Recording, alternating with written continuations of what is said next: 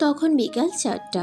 কথার স্কুল ছুটি হয়েছে অনেক আগে, কিন্তু বাসায় ফেরার নামগন্ধ নেই দেখে মার্জিয়া চিন্তিত হয়ে পড়ল। মোতালেব শেখ ড্রাইভারের ফোনে অনবরত কল দিলেন, কিন্তু ফোন তুলল না ড্রাইভার। মোতালেব শেখের মাথা এমনিতেও খারাপ। গত 5 দিন ধরে সজীব একবারও এই বাড়িতে পা রাখেনি। কি হয়েছে সেটা জিজ্ঞেস করার মতো জোও রাখেনি। ফোন বন্ধ। এখন কথা কোথায় গেল আবার? রাস্তার পাশে বাইকের উপর বসা সজীবের বন্ধুদের দেখা গেল। গাড়ি থেকে নেমে পড়ল কথা। এদের খুঁজতে গিয়ে কত সময় পার হলো। কথা দাঁড়িয়ে থাকলো। ড্রাইভার গেল তাদের কাছে, গিয়ে জিজ্ঞেস করলো, মিস্টার সজীব কোথায়? উনি এখানে আসেনি? সজীবের বন্ধুরা ড্রাইভারের পেছনে দাঁড়ানো নীল সাদা ড্রেস পরে দাঁড়ানো মেয়েটাকে দেখে নড়ে চড়ে বসলো সবাই। এই কি তাহলে সজীবের ওয়াইফ? শওকত এগিয়ে আসলো। আসসালামু আলাইকুম ছোট আপু, কেমন আছেন? কথা মাথা নাড়ালো। শওকত পরে বুঝতে পারলো এই মেয়েটা কথা বলতে জানে না। লজ্জায় পড়ে গেল শওকত। বলল, সজীব তো কিছুক্ষণ আগেই বাসায় ফিরেছে। উনি দুপুরে খেয়েছেন? শওকত কথার ইঙ্গিত বুঝতে পেরে নিজেকে ধন্য মনে করলো। হেসে বলল, জি আপু, খেয়েছি। আমরা সবাই লাঞ্চ রেস্টুরেন্টে সেরেছি একসাথে। কথার মুখে হাসি ফুটল। কি মিষ্টি একটা মেয়ে। বোবা বলে এত অবহেলা করে সজীব তাকে? তার ঘরে এমন একটা ছোট্ট বোন আছে, সারাক্ষণ বক বক করে তার মাথা খায়। বোনের কথা মনে পড়ে গেল শওকতের। কথা ইশারা করলো ড্রাইভারকে। ড্রাইভার বলল, ম্যাডাম বলতে চাইছেন সজীব যেই বাসায় থাকে সেই বাসার ঠিকানা দেওয়ার জন্য। বেশি দূরে নয় আপু, বাম পাশের গলিতে গিয়ে দোতলায় পেয়ে যাবেন। ও এখন বাসায় আছে। কথা কৃতজ্ঞতা প্রকাশ করে আসলো। ইশারায় কি যেন বলল ও আ করে। শওকত বুঝতে পারল না। ড্রাইভার বুঝিয়ে দিল, আপনাদের সবাইকে ম্যাডামের বাসায় যাইতে বলছে। আচ্ছা, যাবো আপু। কথা মাথা নাড়িয়ে হাসলো, হাত নাড়িয়ে বিদায় জানালো সবাইকে। গাড়িতে বসে পড়ল। ড্রাইভার বলল, ম্যাডাম আপনার বাবা অনবরত কল দিচ্ছেন, আমার ভয় লাগছে, আমার গদ্দার নেবে। কিছু হবে না, আমি আছি। কথা এগিয়ে গেল। কয়েকজন মহিলা আর চোখে দেখলো কথাকে। এটা কি তাহলে সজীবের বউ? আহা কি মিষ্টি। মিষ্টি হলে কি হবে, এ তো বোবা, প্রতিবন্ধী। কথার সবার সাথে চোখ মিলিয়ে আবার হাঁটা ধরলো। হাতে সজীবের জন্য আকাশেই ছবিটি। তার ঘরে টাঙিয়ে দেবে এই ছবিটি। কথার একটা অন্তত জিনিস সেই ঘরে। কথার শ্বশুরবাড়ি, ভাড়া বাসা হোক তাও তো। সেই ঘরে তার স্বামী থাকে। দরজায় কড়া নাড়ল কথা। দরজা ভেতর থেকে বন্ধ। 2-3 বার কড়া নাড়তেই সজীব বের হয়ে এলো। উদাম গা, ঘুম ঘুম ফোলা মুখ, ফোলা চোখ। হাতের কবজি দিয়ে চোখ টলে নিল সজীব। কে বলার সাথে সাথে চোখ ছোট ছোট হয়ে গেল তার। কপালে ভাঁজ পড়ল। শট করে রুমের ভেতর গিয়ে উলট পালট করলো ড্রয়ার। শার্ট খুঁজে পেল না তাড়াহুড়ায়। কথা এগিয়ে গেল। বালিশের নিচে সামান্য চাপা পড়া শার্টটা টেনে নিয়ে ছাড়লো। কুচকে গিয়েছে। একদম অগোছালো এই ছেলে। সজীবের সামনে গিয়ে শার্টটা বাড়িয়ে দিল কথা। সজীব চট করে নিয়ে পিছু করে দাঁড়ালো কথাকে। তাড়াহুড়ো করে গায়ে শার্ট দিল। শার্টের বোতাম লাগিয়ে মোবাইল হাতে নিল। মেসেজ পাঠালো কথা। এখানে কি চাই? নতুন নাম্বার থেকে মেসেজ এসেছে। কথা পাঠালো, আমার বরকে চাই, বাসায় ফিরবেন আমার সাথে, আমাকে ফেরাবেন না। কোনো উত্তর এলো না কথার। সে হেঁটে হেঁটে দেখলো পুরো ঘর। 2টা রুম, একটা রান্নাঘর, একটা বাথরুম। 2 রুমে 2টা খাট। সজীবের রুমে পড়ার টেবিল, বইয়ের সেলফ, ওয়ার্ড্রব। মায়ের রুমে একটা আলমারি, কাপড়ের আলনা, কয়েকটা কম্বলের ব্যাগ উপরের তাকে রাখা, 2টা সুটকেস। রান্নাঘরে গ্যাস সিলিন্ডার, জার্ক, নানান ধরনের সরঞ্জাম।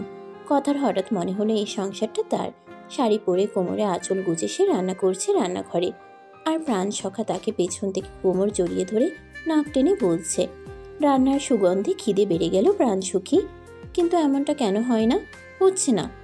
কথা বলতে পারে না বলে কি অমন স্বপ্ন দেখা বারণ? ছবিটা সে টাঙিয়ে দিল সজীবের রুমে। কিছুই বলল না সজীব। আর চোখে দেখে আবার চোখ সরিয়ে নিল। গলা খাকারি দিল সজীব। কালো শার্ট 2টো কথার ঘরে। সে দিয়েছে বলে সেই শার্ট বাইরে পরে না এই ছেলে, শুধু কথার সামনেই পড়ে। লোকজনকে দেখায় না সে বউয়ের দেওয়া শার্ট পরে। পায়ে নতুন স্যান্ডেলগুলো নিজে কিনেছে। কথার দেওয়া স্যান্ডেল রুমের বাইরে রুমের প্রবেশপথে রাখা আছে। কান্নায় বুক ভারী হয় কথার। সজীব গিয়ে দাঁড়ায় রুমের বাইরে। হাতে তালা চাবি। কথা গিয়ে দাঁড়ায় সুজীবের পাশে। তালা দেয় সুজীব। কথার আগে আগে গিয়ে নামে নিচ্ছে। কয়েকটা মহিলা উপর থেকে গলা উঁচিয়ে দেখে বলল, সজীব, তোমার বউয়ের সাথে আমাদের পরিচয় করিয়ে দাও নিজে। আরে আম্মা, এই তেরা ছেলের মুখ কোনোদিনও খোলে না। সজীব গলি পেরিয়ে চলে গেল। কথা দৌড়ালো সেদিকে। ড্রাইভার গাড়ি নিয়ে তাদের পেছন পেছন গেল। সজীব রাস্তায় রিকশার জন্য দাঁড়াতেই কথা তার পাশে গিয়ে দাঁড়ালো। হাতের ফাঁকে হাত গলিয়ে ধরলো শক্ত করে সজীবের হাত। ভয়ে গলা শুকিয়ে গেল। অদম্য সাহস দেখিয়ে ফেলল সে। কি শাস্তি হবে এর? সজীব মাথা নামিয়ে দেখল নিজের হাত কারকাচ্ছে। অবাক চাহনি দিয়ে তাকালো কথার দিকে, যেন কথা কত বড় ভুল কাজ করে ফেলেছে। সজীবের চাহনিতে ভরকালো না কথা। আরও শক্ত করে ধরে চোখের ভাষায় মিনতি করল সেও যাবে রিকশায়। সজীব শক্ত হয়ে দাঁড়ালো, সেটা বুঝে গেল কথা। রিকশা এলো, উঠে বসলো সজীব। কথার হাতে তার হাত। কথা উঠে বসতেই চেপে বসলো সজীব। কথা তার চেপে বসার ধরন দেখে চুপ করে রইল। রিকশা চলল তার গতিতে। কথা তাকালো সজীবের দিকে। সজীব দৃষ্টি নিবদ্ধ করেছে সামনে, যেন কোনো রোবট। কথা নিজের হাতের তালুতে নিল সজীবের হাতটা। সজীবের কাঁধে মাথা রাখতেই ছট করে হাতটা কেড়ে নিল কথার কাছে থেকে। অদ্ভুত অদ্ভুত কাজ করছে আজ মেয়েটি। কথা আবারও সেই হাত নিয়ে নিল নিজের হাতের মুঠোয়। এই দিন, এই ক্ষণগুলো খুবই দামি কথার কাছে, খুবই। শেখ বাড়ির গেটের কাছে গিয়ে রিকশা থামল। কথা ভাড়া মিটিয়ে দিল। সজীব হাত ছাড়িয়ে নিয়ে ঢুকে পড়ল বাড়িতে। মোতালেব তখন বাইরে দাঁড়ানো ছিলেন। সজীবকে ঢুকতে দেখে আবার তার পিছু পিছু কথাকে দেখে যা বুঝার বুঝে নিলেন তিনি। সজীবকে কোনো প্রকার প্রশ্ন জিজ্ঞেস করল না। এই ছেলেকে উল্টোপাল্টা কিছু বলাও যায় না। এত গরম দেখায় যেন অট্টালিকা ভেসে যাচ্ছে তার, অথচ শহরে একটা তলাও নেই। কোন গ্রাম থেকে চাকরির খোঁজে এসে কপাল করে এমন শ্বশুরবাড়ি পেয়েছে। ম্যানেজারিং করা মানে এমন নয় যে কর্মচারীরা কাজে ফাঁকি দিলে বা ভুল করলে তাদের গায়ে হাত তুলে তাদের শিক্ষা দেওয়া। ম্যানেজারিং মানে কর্মচারীরা কাজ ফাঁকি দিচ্ছে কিনা, সঠিকভাবে কাজ করছে কিনা, কাজে কোনো ভুল করছে কিনা তা তদারকি করা। কোনো কর্মচারী অনুপস্থিত থাকলে তার সেদিনের বেতন কেটে খাওয়া আমার কোম্পানির কোনো ম্যানেজার করে না। সব কিছুতে ঠিকঠাক চলছিল। হঠাৎ করে এমন কি হলো সুমন? কাচুমাচু করে বসলো সুমন। কলি বলল, ও এখনো নতুন আব্বা, ওকে সব শিখিয়ে দিতে হবে। তোমাকে মাস্টারি দেখাতে কে বলেছে? আমি তোমার সাথে কোনো কথা বলছি না, সুমনের সাথে বলছি। আমার ভুল হয়ে গেছে আব্বা, এরকমটা আর হবে না। মোতালেব সাহেব চুপ করে থাকলেন অনেকক্ষণ। তারপর বললেন, ঘর জামাই রাখবো ভেবেছি, কথার জামাইকে রাখতে হয়েছে তোমাকে। তোমার বাপের রাগ কি এখনো কমেনি? কলিকে ঘরে তুলবে কখন? কথা জামাই না আসলে তোমার চিন্তা বাড়ে, আর আমারটা থাকলে তোমার বোঝা মনে হয়। একদম চুপ। মুখে মুখে কথা বলবে, ঠাস করে দিব বেয়াদব মেয়ে। আমি তোমার বরের সাথে কথা বলছি, তোমার সাথে নয়। তোমার বর চুপ কেন? কথা বলতে জানে না? আমার বাবা কলিকে ঘরে তুলবে না বলেছেন আব্বা। এই কথা শুনতে শুনতে কান পচে গেল আমার। টাকা পয়সা তো কামাচ্ছ, বাসা ভাড়া নিয়ে থাকো বউকে নিয়ে। মুখ দেখাতে পারি না আমি সমাজে। ছোটটার কপাল তো জন্ম থেকেই পুরা, আর বড়টা নিজের কর্মদোষে পুরল। রাগে কিরমির করল কলি। আব্বা সবসময় তাকে কথা শোনায় আর কথাকে মাথায় তুলে রাখে। কথা নিচে নামে। মার্জিয়াকে ডাকলো। আ আ আ আ আয়, আমি রান্নাঘরে। কথা রান্নাঘরে দৌড়ে গেল। মাকে আবার ডাকলো। আ আ মা ডাক না মুখ পুরি, মা ডাকতে পারিস না? আ আ কি মা ডাক? কথা মন খারাপ করে দাঁড়িয়ে রইল। মার্জিয়া মেয়েকে দেখলো, মন খারাপ করে ফেলেছে। মেয়েকে গিয়ে জড়িয়ে ধরলো মার্জিয়া। কথা চুপ করে রইল। মা তাকে গালে আদর দিল, বলল, এত বড় হয়েও আদর পাস, কত ভালো তোর ভাগ্য। খবরদার মন খারাপ করবি না। কথা বলতে পারিস না, এটাই তোর দুর্ভাগ্য নয়, সৌভাগ্য মনে করবি। আমি তো এমনি এমনি বকি। সন্তানের মুখে মা ডাক শুনতে না পারলে কত কষ্ট, কত যন্ত্রণা হয়। মা হলে বুঝবি। না না, আমি মা হব না। কেন হবি না? যদি সেও বোবা হয়। গাল ভিজে গেল মার্জিয়ার।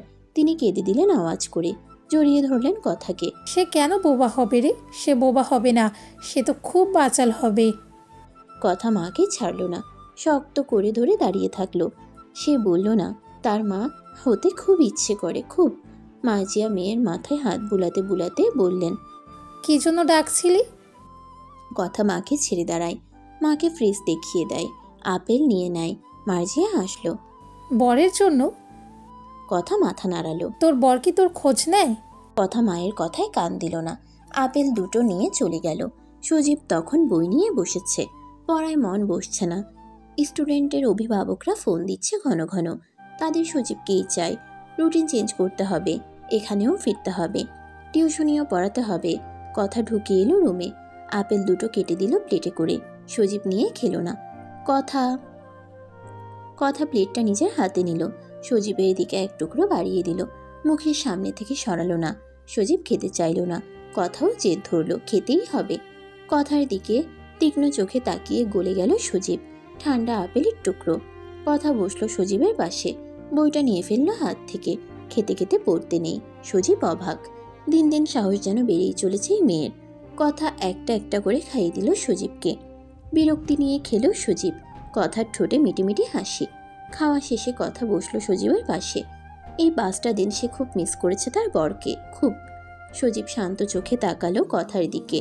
কি আশ্চর্য, মেয়েটা চাই কি তার কাছে? কথা বলতে চাইলো, আপনি মিস করেননি আমায়? কিন্তু বলতে পারলো না। সজীব নড়ে চড়ে খাট থেকে নেমে যেতেই কথা ধরে ফেললো তার হাত। সজীব আবার বসে পড়ল, ভ্রু কুঞ্চন করে তাকালো কথার দিকে। কথা সজীবের হাতটা নিজের হাতের মুঠোয় নিল, আচমকা জড়িয়ে ধরলো, বুকে মাথা রাখলো সজীবের, শক্ত করে আঁকড়ে ধরলো। আপার বর খুব খারাপ, খুব। সেই কথা কাকে বলবে? বরটাও তো বোঝে না। দরজা ঠেলে চট করে ঢুকে পড়লো সুমন, কোনো ভাবান্তর নেই তার। সজীবকে বলল, তোমার শ্বশুর আব্বা তোমায় ডাকছে, প্রেম প্রীতি পরে করো। মেজাজ বিগড়ে গেল সজীবের। কথা দূরে সরে বসলো, কি বেয়াদব মানুষ। সজীব বের হয়ে গেল রুম থেকে। শক্ত চোয়ালে সিঁড়ি বেয়ে দুমদাম সজীবকে নামতে দেখে মোতালেব শেখ অবাক হয়। কি সমস্যা, কি হয়েছে? সজীব মোতালেব শেখের সামনে গিয়ে দাঁড়ালো। সমস্যা আমার নয়, সমস্যা আপনার বড় মেয়ের জামাইয়ের। কারো বেডরুমে হুটহাট ঢুকে পড়াটা নিশ্চয়ই কোনো ভদ্রলোকের কাজ নয়। মোতালেব শেখ তাকালেন পিছু পিছু নেমে আসা সুমনের দিকে। কাচুমাচু করলো সুমন। আসলে আব্বা আমি বুঝতে পারিনি, তাছাড়া ওদের মধ্যে। একদম চুপ, তোমার কাছ থেকে আমি এটা আশা করিনি সুমন। সব কিছুর একটা সীমা থাকে। পেছনে হাত দিয়ে দাঁড়ানো সজীবের চোখ মেঝেতে নিবদ্ধ। সুমন চলে গেল। মোতালেব সাহেব সজীবের দিকে ফিরলেন। তুমি টিউশনি শুরু করেছো আবার? জি। কেন? আপনার কাছ থেকে আমি টাকা নিতে পারবো না, অনেক করেছেন। বসে বসে খেতে ইচ্ছে করে না আমার। আমার পড়াশোনার জন্য হলেও টিউশনি করতে হবে আমার। এই 5 দিন কোথায় ছিলে? তোমার মাঝে মাঝে কি হয় হ্যাঁ?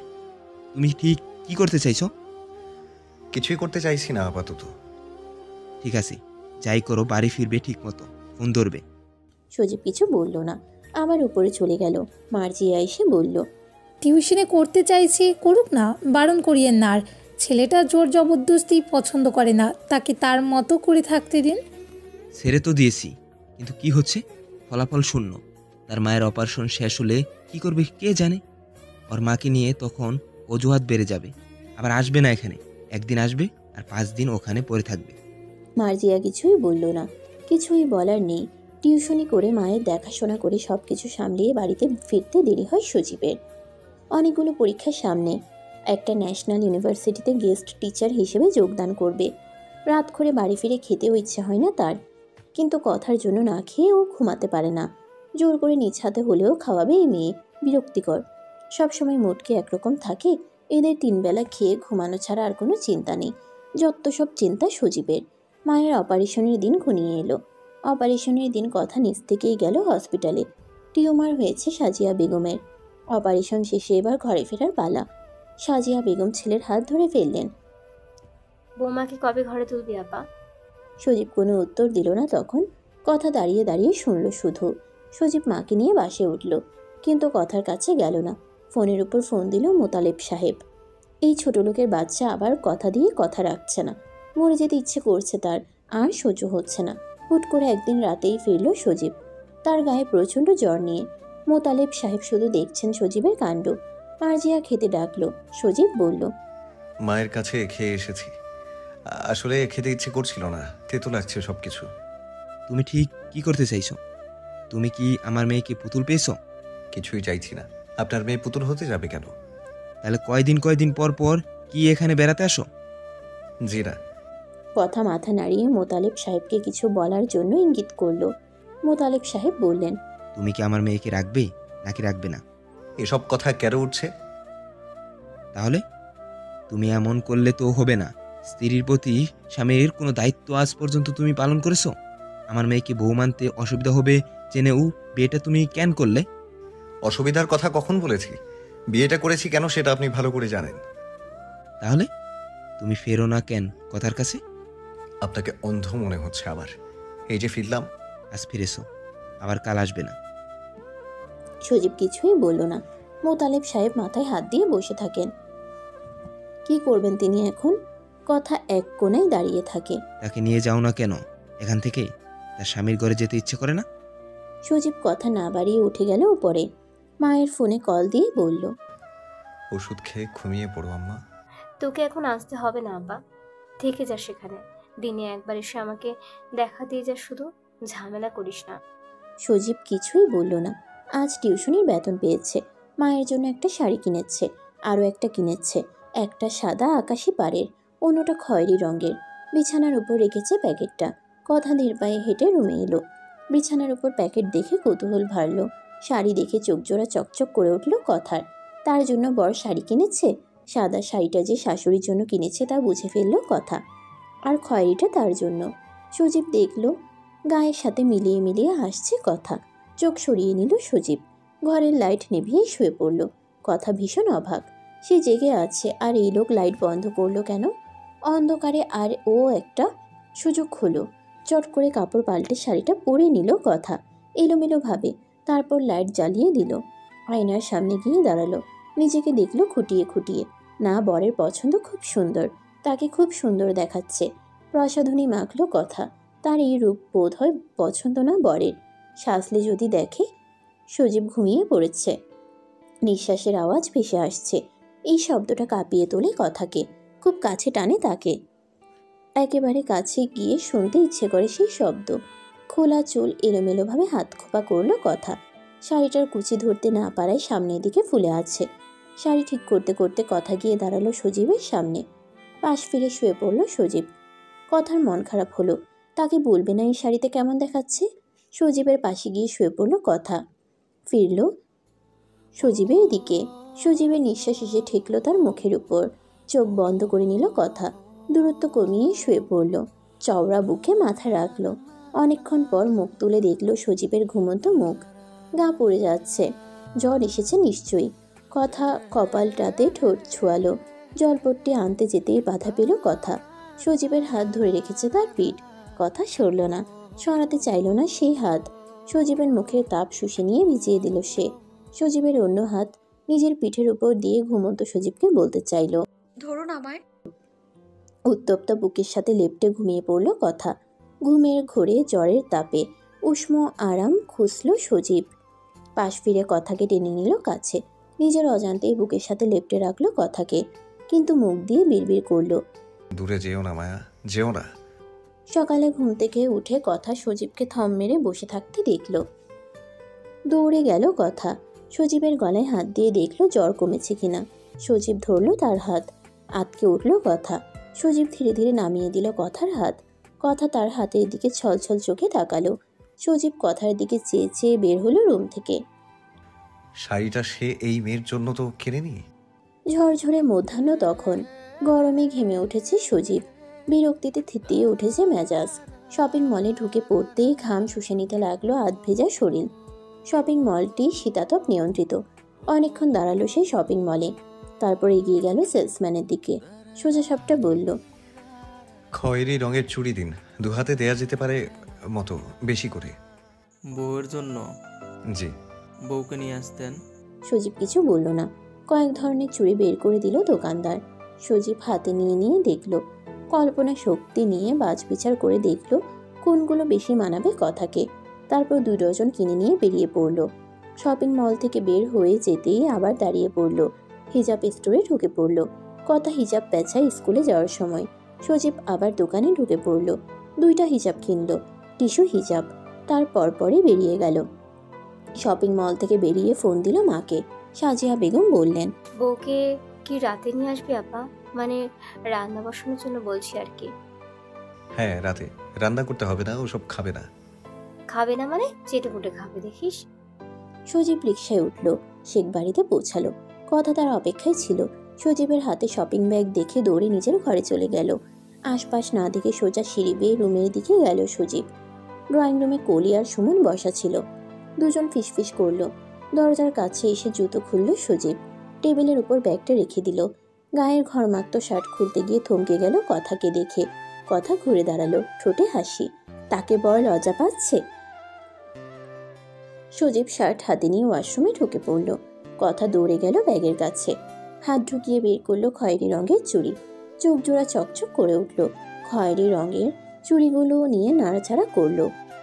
পড়তে গিয়েও পড়ল না। সজীব অনেকক্ষণ পর ওয়াশরুম থেকে বেরোলো। গায়ে টি শার্ট। দৌড়ে গেল কথা। সজীবের চোখে কৌতূহল। কি চাইছে মেয়েটা? কথা চুড়িগুলো ধরিয়ে দিল সজীবের হাতে। সজীব তার হাতের দিকে তাকালো। হাতটা দেখিয়ে ইশারায় বলল, উড়িয়ে দিন। সজীব ধরল কথার হাত, পরিয়ে দিল। তারপর আবার সোজা হয়ে দাঁড়িয়ে রইল। কথা চুড়িগুলো নড়াচড়া করতে করতে হাসলো। সজীবের দিকে চোখ পড়ায় হাসি থেমে গেল। সজীব ভীষণ অবাক। এটা এইভাবে পাগলের মতো হাসছে কেন? কথা চুড়িগুলোর দিকে চেয়ে চেয়ে আয়নার সামনে গিয়ে দাঁড়ালো। আয়নায় সজীবের প্রতিবিম্ব দেখা যাচ্ছে। ছোট্ট ছোট্ট এই পাওয়াগুলো অনেক কিছু তার কাছে। ঠিক এভাবে একদিন এই লোকটার দামি মনটা চুরি করে বসবে সে, করবেই। সজীব শপিং ব্যাগটার দিকে তাকালো। 2টা হিজাব এনেছে, মেয়েটা দেখেনি কেন? আশ্চর্য, এগুলো কি ফেলে রাখার জন্য এনেছে? খুলেও দেখেনি। না আনাটাই ভালো ছিল। বেশি বাড়াবাড়ি করে ফেলেছে সে, যত সব। ব্যাগটা দূরে ছুঁড়ে ফেললো সজীব। দৌড়ে গেল কথা। ব্যাগটা দূরে ছুঁড়ে মারলো কেন? ব্যাগটা তুলতেই তার মধ্যে আরো কিছু আছে বলে মনে হলো কথার। হাত ঢুকিয়ে দিতেই নরম টিস্যু হিজাব বেরিয়ে এলো। খুশিতে চোখ জোড়া টলমল করে উঠল কথার। আলমারিতে এমন হিজাব কত যে আছে হিসাব নেই, কিন্তু এই দুটো যেন সব হিজাবের চাইতে অনেক অনেক দামি। বর তার জন্য হিজাব কিনেছে? মুখ দিয়ে অদ্ভুত শব্দ বের হলো কথার। সজীব সাথে সাথে ফিরে তাকালো। চোখে জল, মুখে হাসি মেয়েটার। আজব। দৌড়ে গেল কথা। 2 পা পিছিয়ে গেল সজীব। আশ্চর্য, এভাবে কেউ ঝাপটে ধরে? ছাড়লো না কথা। সজীবের 2 হাত নিজের পিঠের দিকে দিয়ে আবারও শক্ত করে জড়িয়ে ধরল। সজীব কিছু বলল না। বেশ খানিকক্ষণ সময় পরে কথা ছাড়লো তাকে। এক মুহূর্তও দাঁড়ালো না আর সজীবের সামনে। কি জঘন্য কাজ করে ফেলেছে সে। ইদানিং হুটহাট আজব আজব কাজ করছে সে। সজীব কি মনে করছে কে জানে। মার্জিয়াকে দেখালো কথা। মার্জিয়া হাসলো। বর এনেছে? উপর নিচ মাথা নাড়ালো কথা। কলি দেখে মুখ মোচড়ালো। তোকে তো অমৃত দিয়েছে মনে হয়। এত খুশি হওয়ার কি আছে? তোর বর যা বড়লোক, এর চাইতেও বেশি কি দিতে পারবে? তোর বর কি দিয়েছে তোকে? দেয়। আমি খুঁজি না তাই দেয় না আর কি। রুমে গিয়ে ফুলের টপ আছাড় মারলো কলি। ভেবাচিকা খেয়ে গেল সুমন। কলি চিল্লিয়ে বলল, কিছু আনতে পারো না আমার জন্য? আনব আনব, আর রাগ করো না তো, পুরো শপিং মল এনে দেবো তোমায়। রাগ কমল না কলির। সন্ধ্যার দিকে বের হলো কথা আর সজীব। সজীবের দেওয়া শাড়ি আর হিজাব পরে নিল। হাতে ছুরি। গাড়িতে চড়ে যাবে না সজীব, রিকশায় যাবে। কথাও তাই চাই। রিকশা আগে থেকে এনে রেখেছে মোতালেব সাহেব। মেয়েটার ঠোঁটে হাসি দেখলে এত শান্তি লাগে তার। হাসি খুশি ভালো থাকুক মেয়েটা। ছেলেটা ভালো রাখুক তার মেয়েকে। তার যা করতে হয় সে তা করবে। তারপরও মেয়েটা ভালো থাকুক। রিকশায় সজীবের পাশে গিয়ে বসলো কথা। ভয়ে ভয়ে হাত রাখলো সজীবের হাতে। সজীব তাকালো না তার দিকে। এ যেন হওয়ারই কথা। নিজের 2 হাত দিয়ে কথা ধরলো সজীবের হাত। কাঁধে মাথা রাখলো। কোনো হেলদোল নেই সজীবের। কথার মনে হলো যেন কোনো পাথরের কাঁধে সে মাথা রাখলো। মাঝ রাস্তায় রিকশা চালককে থামিয়ে দিল কথা। দোকানে গেল নেমে। কাগজ পাড়িয়ে দিল দোকানদারের দিকে। পান সুপারি শাশুড়ির জন্য। আরও অনেক কিছু নিল। সজীব আর চোখে দেখলো কথার কাণ্ড। অনেকক্ষণ পর আসলো কথা। 2 ব্যাগ জিনিস কিনেছে মেয়েটা। সজীব ভীষণ বিরক্ত। কথার ঠোঁটে হাসি। ছেলে আর ছেলের বউকে দেখে সাজিয়া বেগম খুশিতে আত্মহারা। 2-3 জন মহিলা বাসায়। সাজিয়া বেগম ডেকে এনেছেন বোধ হয়। সাজিয়া বেগমকে পা ছুঁয়ে সালাম করলো কথা। জড়িয়ে ধরলো। ভেতরে নিয়ে গেল কথাকে। মাশরুমে বসালো। সজীব তার রুমে শুয়ে রইল। সাজিয়া বেগম ডাকলেন, আপা এইখানে আয় না। এই সজীব। ওখানে আমার কাজ নেই আম্মা। কথা হেসে ফেললো। তার দেখা দেখি সাজিয়া বেগমও হাসলো। বলল, এমন তেরা তেরা জবাব দেয়? শাড়িতে খুব সুন্দর লাগছে মা। কথা ঠোঁট হেলিয়ে আসলো। সাজিয়া বেগম বিশাল পদের রান্না করেছেন। ছেলের টিউশনি বেতন পেয়ে মায়ের হাতে দিয়েছে। এবার আপাতত এক্সট্রা কোনো খরচ নেই। সাজিয়া বেগমকে কাজে সাহায্য করতে চেয়েছিল কথা, মাকেও কাজে সাহায্য করে। পেঁয়াজ কেটে দেয়, পানি নিয়ে দেয়, বয়মে তেল মরিচ ঢেলে দেয়। কিন্তু সাজিয়া বেগম না করে উঠলেন, বললেন, তুমি কি রোজ আসো? আজ একদিন আসলে কাজ করে খাওয়াবে? আমি খাওয়াই বরং। কথার বলতে ইচ্ছে হলো, আমি তো এখানেই থাকতে চাই, কিন্তু কে শুনে? সাজিয়া বেগমের কথা শুনল না। কথা রান্নাঘরে গেল, হিজাবটা খুলে নিয়েছে, লম্বা চুল ক্লিপ দিয়ে আটকানো, একটু ঢিলা হয়ে পড়ে রয়েছে সামনের দিকে। গ্যাসের চুলার কাছে দাঁড়িয়ে কী রান্না হচ্ছে তা দেখতেই নাকের ডগা গেমে উঠল কথার। কী রান্নার সুগন্ধি! শাশুড়ি রান্না নিশ্চয়ই মায়ের মতোই মজা হবে। জগ নিয়ে এলো সজীব, তেষ্টা পেয়েছে। জগে দেখলো পানি নেই। আম্মা আবার কোথায় গেল? সজীবের চোখ গেল চুলার কাছে মেয়েটির দিকে। কোমরে শাড়ি গুজে নিয়েছে, পানি ডালছে পাতিলে, হাতের উল্টো পিঠ দিয়ে ডলে নিল নাকের ডগা। চোখ সরিয়ে নিল সজীব। ফিল্টারের কাছে গিয়ে দাঁড়ালো সে। কথা দৌড়ে এলো, জগ কেড়ে নিয়ে পানি ভরে দিল সজীবকে। হাত বাড়িয়ে নিল সজীব, হাসলো কথা। সাজিয়া বেগম দৌড়ে আসলো। পুড়ে গিয়েছে রান্না। নিচে গেলাম, শশা বিক্রেতা এসেছে তাই। কথা মাথা নাড়িয়ে বুঝালো, পুড়ে নি। সজীব পানির জগ নিয়ে চলে গেল। 2-3 জন মহিলা এলো আবার। এটা ওটা জিজ্ঞেস করলো কথাকে। অসহায় হয়ে চেয়ে রইল সে সাজিয়া বেগমের দিকে। সাজিয়া বেগম ভীষণ অবাক। সবাই জানে মেয়েটা কথা বলতে পারে না, তারপরও খুঁচিয়ে খুঁচিয়ে কথা বলার কি দরকার? সজীব তার রুম থেকে ডাক দিল। কথা চমকে উঠল কথা, ধরফর করে উঠল বুক, গলা শুকিয়ে কাঠ, মস্তিষ্ক হলো এলোমেলো। খাট থেকে নেমে খালি পায়ে দৌড়ালো কথা। মহিলাগুলো অবাক চোখে তাকিয়ে দেখলো কথার দৌড়ে যাওয়া। এত বড় লোকের মেয়ে হয়েও জামাইকে কিভাবে মান্য করে? কপাল করে এমন বৌমা পেয়েছে সজীবের মা। সাজিয়া বেগম হাসলেন। ছেলের মুখে তিনিও এই প্রথম কথার নাম শুনলেন। খুশিতে নেচে উঠল মনটা। মহিলাগুলোর প্রতি রাগ কমে গেল। কথার আনা নাস্তা দিয়ে সাজিয়া বেগম বলল, এগুলো আমার বৌমা এনেছে আমার জন্য, খেয়ে দেখো। অনেক বড় স্কুলের মাস্টার নিয়ে আমার সজীবের বউ, কত সুন্দর ছবি আঁকে জানো। বারান্দায় দৌড়ে গেলেও সজীবকে দেখলো না কথা। বের হলো ঘর থেকে। বারান্দায় দাঁড়িয়ে আছে সজীব, সামনে দৃষ্টি নিবদ্ধ করা, পকেটে হাত রাখা। কোনো আভিজাত্যের ছিটে ফোঁটা নেই এই ছেলের মাঝে। তারপরেও এত দামি কেন এই ছেলে? ছেলেটার সব কিছুই যেন বহু মূল্যবান। নামটা যদি আরেকবার ডাকতো। কথা গিয়ে দাঁড়ালো সজীবের পাশে। সজীব ভীষণ বিরক্ত এই মেয়ের প্রতি। ওখানে বসে বসে মহিলাগুলোর কথা গিলার কি দরকার? কথা হাত মোছড়ামোছড়ি করলো নিজের। সজীব কেন কথা বলছে না আর? সজীব দাঁড়িয়ে রইল, কথাও দাঁড়িয়ে রইল, কোনো কথা বলল না আর। কথার আবারও মন খারাপ হলো। সে শুনতে পায় লোকটা কি তা জানে না? কথা বলে না কেন? শুনতে ইচ্ছে হয় কথার। লোকটা যদি সারাক্ষণ বকবক করে তার মাথা খেয়ে নিত। সজীব আচমকা হাত ধরল কথার, নিজের রুমে নিয়ে গিয়ে ফ্যানের নিচে বসিয়ে দিল। এই ঘেমে ওঠা মেয়েটার প্রতি সে ভীষণ ভীষণ বিরক্ত। তার বাসায় এসি নেই, এই ফ্যানের বাতাস খেয়ে থাকতে হয়। কথা অবাক। এই ছোট ছোট কেয়ারিংগুলো তাকে বলে আরও বেশি করে সজীবকে ভালোবাসতে। টিস্যু পেপার এনে দিল সজীব। কথা নিয়ে মুখ মুছল। তার ঘরে আয়না নেই। ছোট্ট গোলগাল একটা আয়না এনে দিল সজীব। একটা চিরুনিও এনে দিল। তারপর বসে রইল কথাকে পিছু করে। হাসলো কথা। মেয়েদের কি কি লাগে সব জানে এই লোক, কিন্তু বউয়ের কি লাগে সেটা জানে না। চুল আঁচড়ালো কথা। কি এক ভালো লাগা কাজ করছে। আয়নাটা দিয়ে সে দেখল সজীবকে। বিছানায় দুপাশে হাতে ভর দিয়ে বসে আছে সজীব। কথা হাসলো আনমনে। এই ঘাটতেরা ছেলেকে ভীষণ ভালোবাসতে মন চায়। কেন কে জানে? তেমন কিছু তো নেই ছেলেটার। রাতের খাওয়া হলো সাজিয়া বেগমের রুমে, খাটের উপর দস্তানা বিছিয়ে। পা কুড়িয়ে বসে খেতে ভীষণ মজা লাগলো কথার। সজীবকে টেনে এনে পাশে বসিয়ে দিল সাজিয়া বেগম। নিজেও বসলো। কথা নিজ হাতে বেড়ে দিল খাবার। ধীরে ধীরে নড়াচড়া করে খেলো সজীব। কথা খেলো কবজি ডুবিয়ে।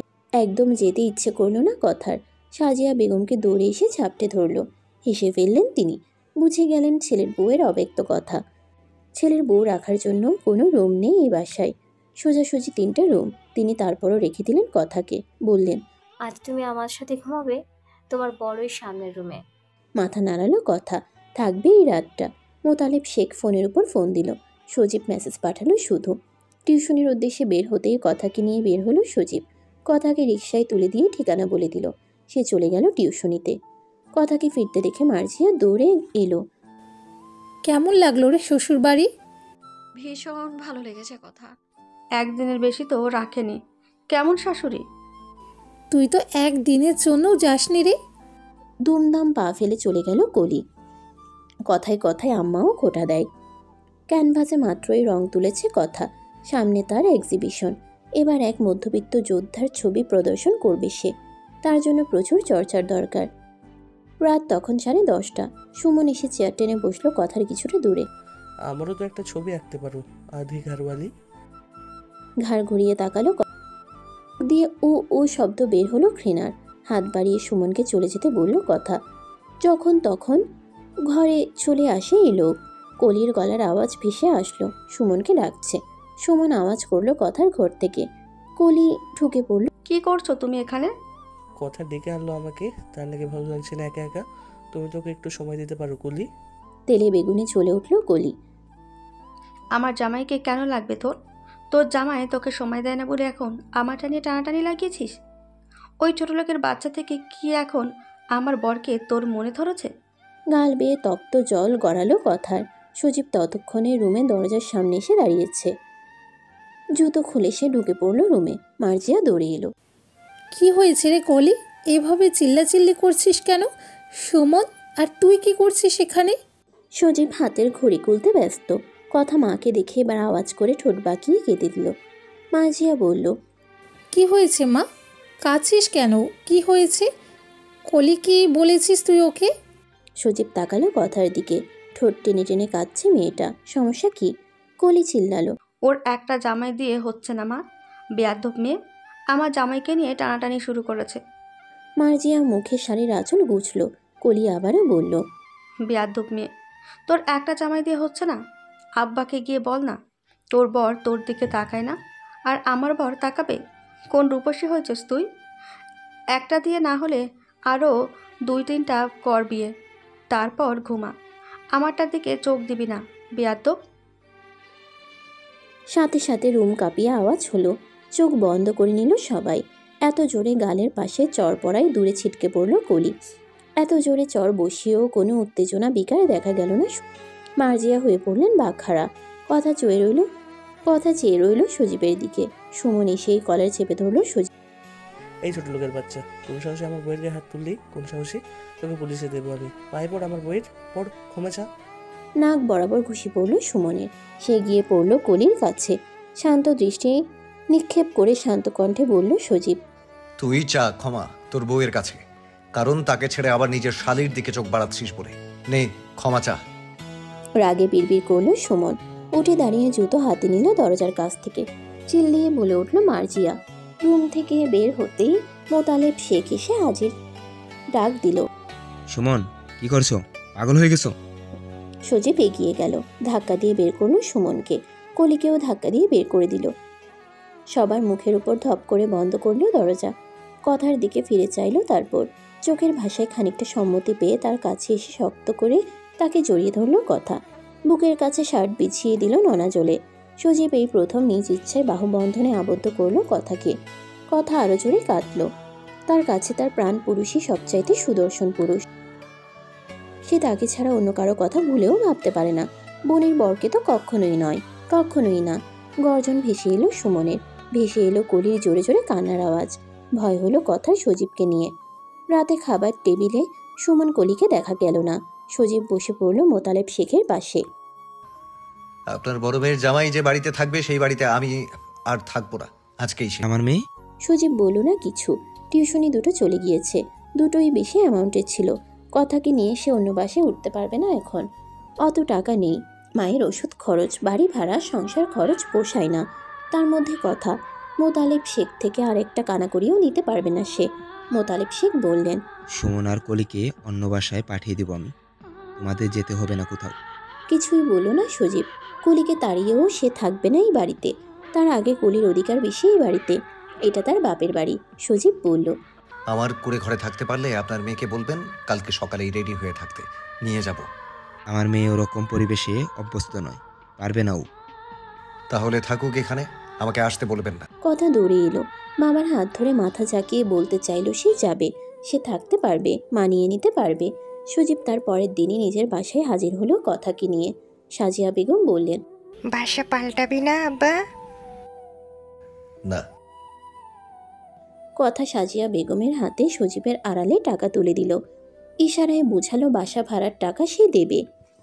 সাজিয়া বেগমের জোড়াজুড়িতে বাসা পাল্টাতে হলো সজীবকে, কিন্তু সে দৃঢ় প্রতিজ্ঞাবদ্ধ, সে কিছুতেই টাকা নেবে না কথার কাছ থেকে।